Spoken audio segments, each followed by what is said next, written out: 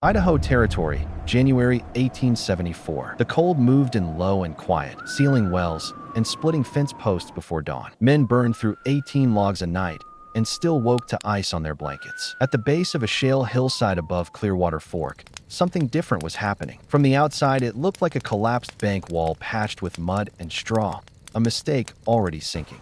But inside, something no one expected was taking shape. Her name was Eliza Hartwell, 31, widowed. They stopped believing she would fail on January 19, 1874. She had buried Thomas Hartwell on April 3, 1873. A wagon axle snapped on a river crossing 12 miles south, and the current rolled him under before the team could be cut loose. Two children stood beside her that day. Samuel, age 9. Clara, age 6. The ledger from McCreary's store showed $86 owed for flour, salt pork, and lamp oil. Winter was 8 months away and already closing in. She stood at the lowest rung. A woman alone on a claim that measured 40 acres and yielded nothing yet. Men assumed she would sell the land for $40 and leave before October. Women brought her bread twice, then stopped when she did not ask again. They expected her to move into town, take a room, and wait for work that never came in January. The names came quietly at first. Jonas McCreary at the general store said she had lost her sense, digging into a hill like a badger. He told two teamsters on June 11th. Ephraim Cole, who had framed 23 cabins in 19 years and wintered through 21 seasons, called it a drainage trench, not a home. They used the word foolish. They used it often. She did not answer them, not with more than a few words. She kept her hands moving. Her father had been a brickmaker along the Platte River. She had spent 12 years as a girl turning clay with her feet, mixing straw cut to 6-inch lengths into mud that dried without cracking. He showed her how clay held heat when packed 18 inches thick, how straw bound it, how a north wall set into earth stopped the wind from finding a seam. She remembered him measuring moisture by feel, not by eye. She remembered him saying the ground keeps a steady breath even when the air above turns cruel. She carried that memory west in a trunk that weighed 42 pounds and held little else. By May 2nd, she had chosen the slope, a hillside facing south by 14 degrees, backed by shale that would not slide when wet. She paced it off, 16 feet wide, 20 feet deep into the bank. A ceiling set at 6 feet 2 inches to keep the air tight and the heat low where bodies lived. An entrance tunnel angled 30 degrees to the east so the prevailing wind would pass and not pour in. She marked it with stakes cut to 3 feet and tied with twine she had left from a broken crate. The work began with a shovel and a short-handled spade. Day 1 took 10 hours and yielded only 2 feet of depth. Day 3 she reached 4 feet and hit a layer of compact clay that held its shape.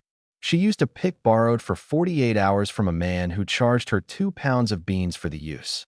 Her hands blistered by the end of the first week. By day 9 the blisters had broken and hardened into a dull, thick skin that did not feel the handle as sharply.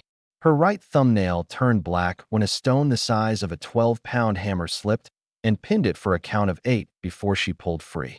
She wrapped it with cloth torn from a hem and kept digging. Samuel carried buckets. Each held 18 pounds when full. He made 27 trips in a single afternoon on June 14th. Clara gathered straw from a neighbor's discarded bedding, cutting it into lengths no longer than 6 inches with a dull knife that slipped twice and nicked her finger to the bone. Eliza washed it with water measured in cups, not buckets. Every drop counted. By the end of the first week, the cut was 8 feet deep and 12 feet across. By the second week, she reached the full 20 feet into the hill. She left a bench along the back wall, 2 feet high and 18 inches wide, to sleep above the damp ground. She set 2 cedar posts, each 7 feet long and 8 inches in diameter, salvaged from a collapsed corral 3 miles away. Hauled one at a time with a rope that burned grooves into her palms. The mixture came next. Clay from the bank, straw cut fine, water carried from a seep 60 yards downhill. She mixed it in a pit 4 feet across and 18 inches deep, stepping into it with bare feet for 2 hours at a time, turning and pressing until the mass held together without cracking when lifted. Her ankles swelled by evening. Her calves tightened into cords that woke her at night. She packed the walls to a thickness of 18 inches. She pressed the mix into every seam between stones she set as anchors, river rock carried from the fork, each piece between 6 and 10 pounds. She built a short chimney, only 3 feet above the roofline, lined with flat shale to keep sparks low and heat retained.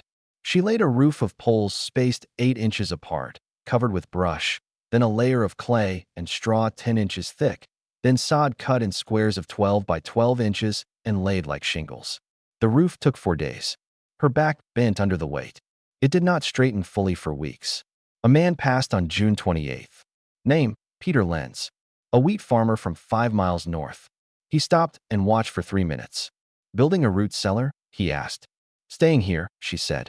He looked at the slope. He looked at the straw and the mud. He nodded once, not convinced, and left with his wagon wheels creaking at a slow 2 miles per hour. By July 12th, the entrance tunnel measured 6 feet long and 3 feet wide. With a low door framed from 2 planks, she found nailed to a broken crate stamped St. Louis, 1871. She hung a blanket inside as a second barrier, 2 layers thick, to trap air between. The children slept on the bench the first night the roof held. No fire. Outside, it fell to 34 degrees Fahrenheit. Inside, it stayed at 49 degrees Fahrenheit. She did not mark it down. She only felt the difference on her skin and kept working. July 20th, 1873. McCreary's General Store sat at the bend of the wagon road, boards warped and nailed in place 14 years earlier. Men gathered there by habit. News moved slower than dust, but carried farther. Eliza stepped inside with a list folded to 3 inches square. Flour, 10 pounds. Salt, 2 pounds. Lamp oil, 1 quart. She set $1.40 on the counter in coins worn thin. Ephraim Cole was already there. He leaned against a post cut to 6 feet, arms crossed, coat still dusted with sawdust. He had framed 23 cabins, roofed 19, and watched 21 winters grind through this valley. He did not smile. You're packing mud into a bank, he said. 18 inches thick, he added, tapping the counter twice. It will crack by October 1st. First freeze. Then the wind will find it. By November 10th, you'll be in a timber cabin, if you're still here. He spoke numbers like nails. Measured. Certain. Silas Braddock stood behind the ledger. Bank agent. Railroad liaison. He wore a coat that cost $12 and kept it clean. He held papers with her name written in a hand that did not shake. Mrs. Hartwell, he said, voice even. Your note stands at $86. Interest at 6%, due December 1st, 1873. Failure to meet terms results in forfeiture of your 40-acre claim. We can take it at valuation of $40. He slid the paper 4 inches toward her. He did not look at her hands. Ephraim continued. Clay shrinks, he said. Straw rots. Water gets in at 32 degrees, freezes at night, splits it. You'll see 12 cracks by first hard frost. Then 20. Then it falls. He drew a line in the dust with his boot. A simple diagram. A wall. A break. Come October, he said, you'll come back here. The room held 7 men. 2 teamsters. A blacksmith with a hammerhead still warm. Jonas McCreary behind the counter, wiping the same spot for the 3rd time. Eliza folded her list once more. She lifted the flour sack with both hands. Her fingers tightened. The nail on her right thumb still dark. No timber, she said. For words. Nothing more. She turned. The door creaked once as it opened. The light outside cut a line across the floorboards. She stepped through it and did not look back. Work resumed before the sun reached its highest point. Week 3 began July 21st. She widened the interior to the full 16 feet. She squared the corners by eye and string, measuring 90 degrees by pulling 3, 4, and 5 feet along a line until it set true. She carved a shallow channel along the floor, 2 inches deep, to guide any seep water toward the entrance and out. She layered the floor with flat stones, each between 5 and 9 pounds, then sealed gaps with the same clay straw mix, pressed by hand until it did not give. Her hands split along the knuckles. Blood mixed into the clay. It darkened the color by a shade. She did not stop. By July 28th, the walls had set to a hardness that rang dull when struck with a hammer. She tested it. 3 strikes. No crumble. No flake. She marked the spot with a piece of charcoal, a small X 1 inch across. Week 4 began August 1st. She built the door. 2 planks, each 6 feet by 10 inches, hinged with iron salvaged from a broken harness ring. She set the frame 4 inches back from the outer edge to create a lip that caught the wind and turned it aside. She hung the blanket again inside, doubled, leaving a 2-inch gap at the bottom for air to move slow, not rush. Samuel dug a pit 3 feet from the back wall. Depth, 18 inches. Diameter, 2 feet. It would hold embers, not flame, a place where heat could settle and not escape. He counted 42 stones laid around it, each one placed by hand. Clara carried water in a tin pail that held 1 gallon when full. She spilled it twice on August 3rd. The ground drank it. Eliza said nothing. She filled it again. By August 10th, the roof held firm. She added a second layer of sod, bringing the thickness to 14 inches in total. She pressed it down with her feet, step by step, covering 320 square feet in 6 hours. Her left ankle rolled once on a loose edge. She fell to one knee. The joint swelled to the size of a fist by nightfall. She wrapped it tight and climbed again the next morning. She cut a vent near the rear, 4 inches wide and 8 inches tall, lined with a scrap of tin to keep rain out and allow breath to move. She angled it upward 15 degrees so warm air would not rush out, but stale air would find a path. On August 14th, Peter Lenz returned. He slowed his team to a walk, wheels grinding in the dust. "You've made it deeper," he said, stepping down. 20 feet, she replied. He stepped inside. He stood for 10 seconds. He ran his hand along the wall, fingers pressing into the surface that did not give. "Feels solid," he said. She nodded once. "No more." He stepped back into the sun and blinked. The light outside was sharp. The air moved fast across the open ground. Inside, it had been still. "Winter will tell," he said. "Winter will," she answered. He left with his hat pulled low. By August 20th, she set shelves along the south wall, lengths of wood cut to 2 feet, supported by stones set 12 inches apart. She stacked 14 jars of preserved beans, 8 of berries, 6 of salted meat. Each jar sealed with wax she had melted down from remnants bought for 10 cents a pound. She counted fuel. A pile of 27 logs, each cut to 18 inches, stacked under a lean-to she built in one day from scrap poles and a piece of canvas with 2 tiers she stitched closed with thread pulled from an old shirt. She compared it in her mind to what others kept. 40 logs for a week in January. 50 for the worst nights. She planned for less. She trusted the walls.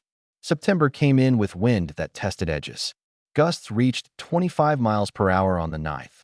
The door did not rattle. The blanket held still. The vent breathed slow. She marked small lines in charcoal along the inside wall. Each day a new mark. A count she did not speak aloud. By October 1st, the first frost came. It bit at 31 degrees Fahrenheit before sunrise. Water left in a tin cup formed a skin of ice 1/8 inch thick. She watched the wall at the marked X. No crack, no shift. She pressed her palm flat against it. Warmth met her skin, not fire warmth. A steady, held warmth. She removed her hand after a count of 10. She went back to work, November 3rd, 1873. The first hard night settled without warning. The sky cleared to a hard blue at dusk, then dropped fast to 12 degrees Fahrenheit by midnight. Frost crept across the valley like a slow tide, finding every gap in every board. Peter Lenz walked up from the road at 7 in the morning. His beard held ice. His boots left a crunch that carried 20 yards. He paused at the entrance. The door sat still. No smoke rose from the short chimney. He stepped inside. He did not speak for 6 seconds. His eyes moved from the bench to the walls to the small pit of embers. Eliza stood by the shelves, counting jars. Samuel sat with a slate, tracing numbers. Clara held a cup with both hands. Peter reached out. He pressed his palm flat against the wall. He held it there for a count of 12. He blinked once. "What's the reading?" he asked. Eliza pointed.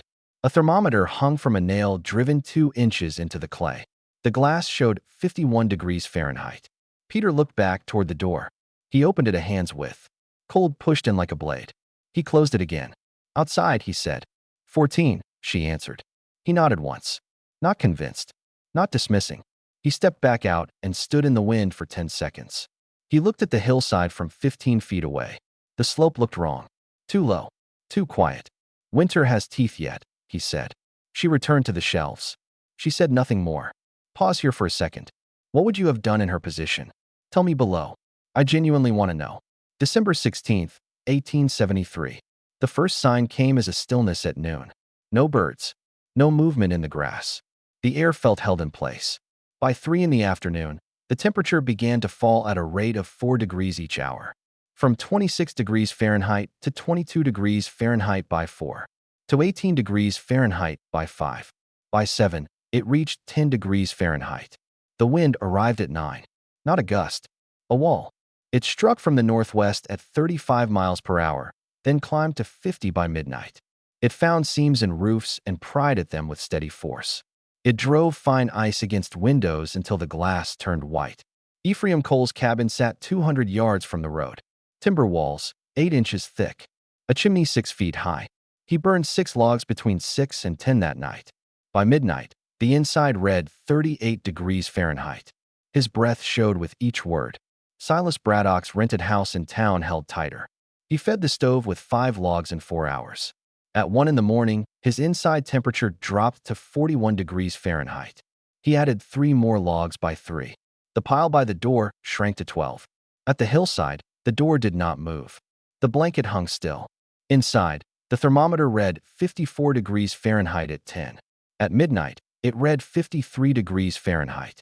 At 2, it held at 52 degrees Fahrenheit. Eliza fed the pit with 1 log at 6 in the evening. A second at midnight. 2 logs total. Samuel counted them aloud. 2, he said, placing the second piece down with care. Clara watched the flames settle to embers. She wrapped a blanket around her shoulders. Her hands did not shake. Outside, the temperature struck -6 degrees Fahrenheit at 3 in the morning. The wind rose to 60 miles per hour. It drove snow sideways, 8 inches deep by dawn, filling tracks and erasing paths. Contrast cut. Ephraim's cabin, 34 degrees Fahrenheit at 4 a.m., 9 logs burned since dusk. Eliza's shelter, 52 degrees Fahrenheit, 2 logs burned total. Contrast cut. Silas Braddock's house, 39 degrees Fahrenheit at 5 a.m., 11 logs gone, 9 left. Eliza's shelter, 51 degrees Fahrenheit, 2 logs, 25 remaining in the stack. Contrast cut. Families in town huddled near stoves, coats on, boots by the bed. In the hillside, Samuel traced sums on his slate. Clara slept. By 7 in the morning, the outside reached -12 degrees Fahrenheit. The wind did not ease. It leaned harder, finding corners, testing roofs, lifting shingles by fractions of an inch. Eliza checked the walls at the marked X. No crack, no shift. She pressed her palm flat. The warmth remained steady. She opened the door 3 inches for 2 seconds. A blade of air cut in. The thermometer dropped from 51 to 49 in less than 10 seconds. She closed it. The number climbed back to 50 within 6 minutes. She marked the time in her mind. 6 minutes. A measure she would use again. Outside, the storm gathered itself. Not finished. Not even close. The second day would not bring relief. It would bring weight. December 17, 1873. The storm did not leave. It pressed harder. Snow rose to 14 inches by noon. Drifts reached 3 feet along the fence lines. The wind held at 55 miles per hour and did not break. It pushed ice into every crack it could find. Inside the hillside, the air stayed steady at 50 degrees Fahrenheit. Then Clara began to cough. It started as a small sound. Once, then twice. By mid-afternoon, her forehead burned to the touch. Eliza pressed her palm there and held it for a count of 5. Heat. Too much. Water was the next problem. The seep 60 yards downhill had frozen solid. The bucket held only 2 inches of ice at the bottom. No flow. No melt. Samuel looked at the door. He looked back at his mother. "We can't go out," he said. "No," she answered. The wind struck again. Harder. A new sound came with it. A low groan along the roofline, where the sod met the poles. One section near the entrance dipped by 1 inch. Then held. Eliza moved to the pit. The embers glowed low. She took the last full log for the day and set it aside. She did not light it. She watched the thermometer. 50 degrees Fahrenheit. Then 49. She stepped back. The decision came without noise. She let the fire die. Samuel stood up fast. His hand hit the wall. "What are you doing?" he said. She met his eyes. Her voice stayed even. "Let it hold," she said. For words. Nothing more. Clara coughed again. A thin sound. Her breath came faster, 20 in a minute, then then 24. Eliza wrapped a blanket around her shoulders and lifted her onto the bench. The numbers began to fall. 1 hour, 49 degrees Fahrenheit. 2 hours, 48 degrees Fahrenheit. 3 hours, 47 degrees Fahrenheit. Then it slowed. 4 hours, 47 degrees Fahrenheit. 5 hours, 46 degrees Fahrenheit. 6 hours, 46 degrees Fahrenheit. The drop stopped. The walls held the day's heat. The clay and straw did not give it back to the cold outside. It stayed where it was needed. Eliza moved to the door. She did not open it. She listened. The wind howled like a thing alive. It dragged at the hillside and found nothing to pull free. It circled and struck again. The entrance tunnel bent the force away by its 30-degree angle. The blanket did not move. She took a cup. She scraped ice from the bucket. She held it near the embers until it softened. Drops formed. Then a trickle. She fed Clara one sip. Then another. Time passed in counts. 10 minutes. 20, 30. She watched the thermometer. 46 degrees Fahrenheit held. Samuel sat beside his sister. He counted her breaths again. 18, then 16. They slowed.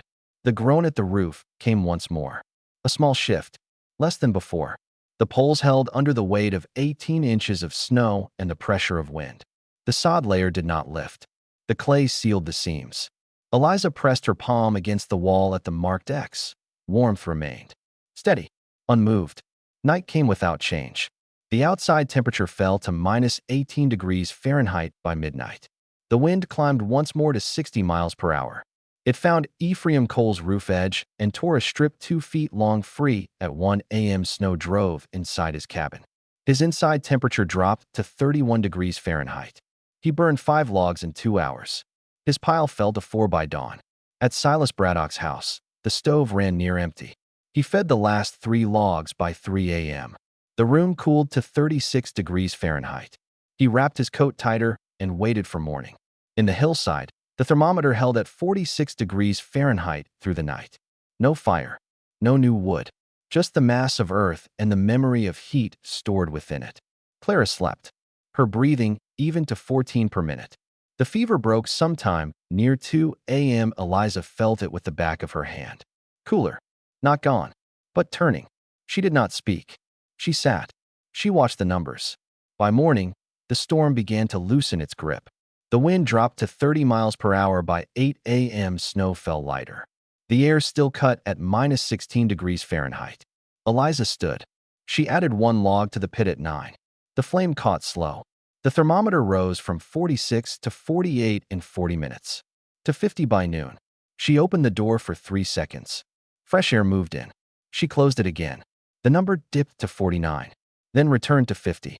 Outside, the valley looked carved in white. Fences gone. Paths erased. Roofs bowed under weight. Inside, the walls stood. December 19th, 1873. The storm broke in pieces. First, the wind eased to 20 miles per hour by noon. Then the sky showed through in thin bands of gray. By 3 in the afternoon, the valley lay under 22 inches of snow, quiet and heavy. Peter Lynn started out at 2:10 p.m. from the road. He walked the 200 yards with a stick cut to 5 feet, testing each step. Drifts rose to his waist in places. His boots filled once, then again. He did not turn back. He expected silence.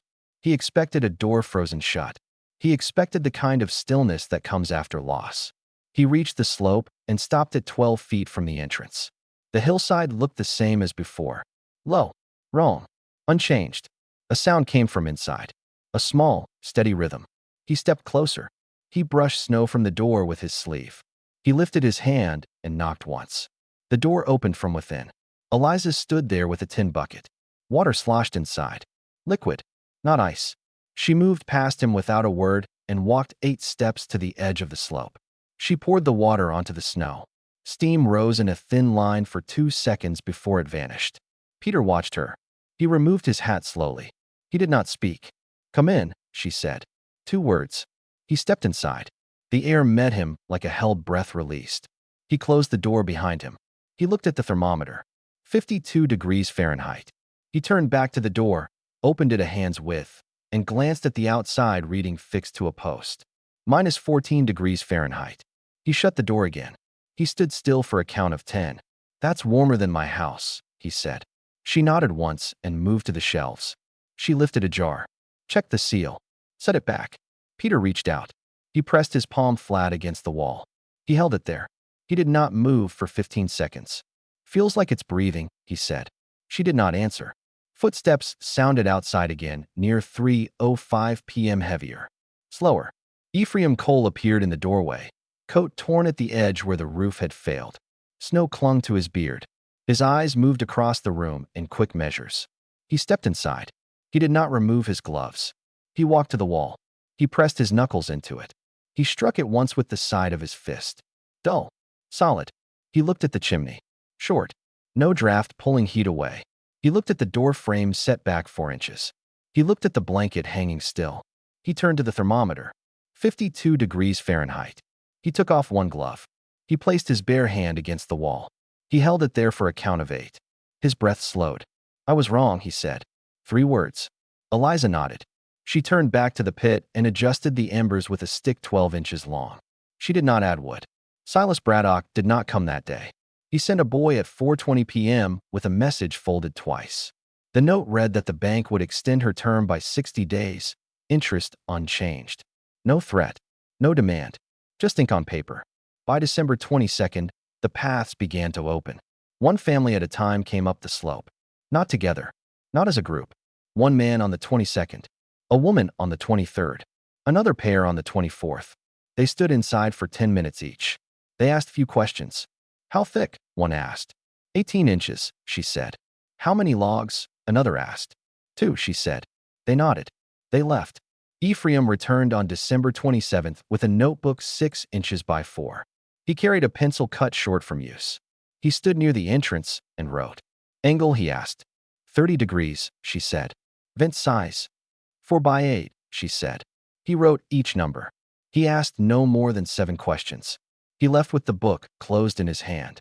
By January 10th, 1874, 3 new cuts appeared along the hillside 1 mile north. Each measured close to 14 feet by 18 feet. Not exact, but close. By February 1st, 2 more appeared to the east, near the fork. By the following winter, 9 such shelters stood within a 3-mile stretch. The numbers traveled faster than the names. 18 inches of wall, 30-degree entrance, 4 by 8 vent, 2 logs in a night when others burned 10. Silas Braddock's voice carried less weight. He did not argue. He did not return to the slope. He marked his ledger and moved to the next account. Eliza kept her routine. Morning at 6. Check the wall. Check the vent. Count the jars. Measure the wood. She did not speak of what had happened. She did not tell the story. She did not claim anything. By 1876, word reached as far as Lewiston, 42 miles west. By 1877, a man from Oregon Territory wrote down the method and carried it 120 miles south. By 1878, 2 families in eastern Washington cut into hillsides with measurements within 2 inches of hers. The shelter remained. The slope held its line. The door still sat 4 inches back from the edge. The vent still opened 4 by 8 inches, lined with the same piece of tin. The wall at the marked X showed no crack. Sometimes, in late winter, steam still rose from a bucket poured onto the snow for a count of 2 seconds before it vanished. She lived there quietly.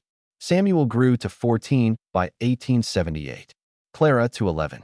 They learned the counts. They learned the feel of the wall under the palm. People came less often after the second winter. The questions had been answered. The numbers had done their work. Sometimes the difference between freezing and enduring is not louder tools or thicker walls. It is the choice to trust a method that looks wrong from the outside. The earth keeps its own measure of warmth for those who learn to read it. If you want more forgotten stories of courage from the American frontier, subscribe. These histories deserve to be remembered.